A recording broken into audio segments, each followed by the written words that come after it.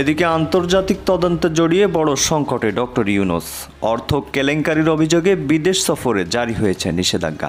এরই মধ্যে প্রধান উপদেষ্টার পদ থেকেও তাকে বহিষ্কার করা হবে বলে জানিয়েছে আন্তর্জাতিক আদালত। ঘটনাটি বিশ্বজুড়ে ব্যাপক চাঞ্চল্যের সৃষ্টি করেছে। Including former Prime Minister Sheikh Hasina have fled the country here in Bangladesh.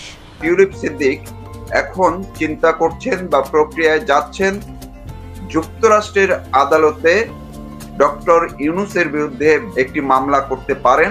ইউনূসের বিরুদ্ধে আন্তর্জাতিক আদালতে যে সমস্ত বিষয়ে মামলা করতে চেয়েছে ডাউটিং স্ট্রিট চেম্বার।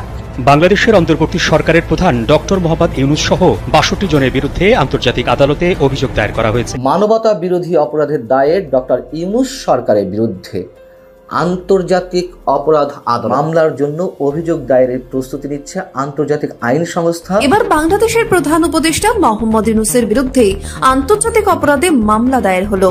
একটা গুরুত্বপূর্ণ বিষয়, সেটা হলো জাতিসংঘ এক বৈঠকে বাংলাদেশের মানবাধিকার পরিস্থিতি নিয়ে হঠাৎ উদ্বেগ প্রকাশ করেছে। শেখ হাসিনাকে ফাঁসাতে গিয়ে চরমভাবে ফেঁসে গেল ডক্টর মোহাম্মদ ইউনূস। প্রিয় দর্শক শ্রোতা, আজকের এই ভিডিওতে ভয়ঙ্কর কিছু তথ্য আপনারা জানতে চলেছেন, যে তথ্যগুলো আগে কখনো আপনারা জানেননি।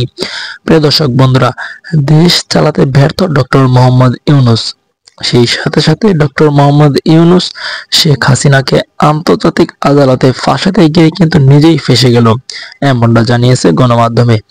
অবশেষে শেখ হাসিনা নিবন্ধন পাচ্ছে বাংলাদেশে আসার জন্য। যদি শেখ হাসিনা বাংলাদেশে আসে, তাহলে বাংলাদেশের মানুষ তাকে কিভাবে গ্রহণ করবে?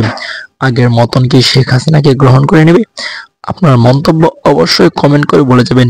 সেই সাথে শেখ হাসিনা যদি বাংলাদেশে আসে, তাহলে বাংলাদেশের মানুষ কতটা স্বস্তির বোধ করবে সেই বিষয়টাও কমেন্ট করবেন। আজকের মতন এই পর্যন্ত, দেখা হচ্ছে পরবর্তী কোনো ভিডিও নিয়ে। ধন্যবাদ।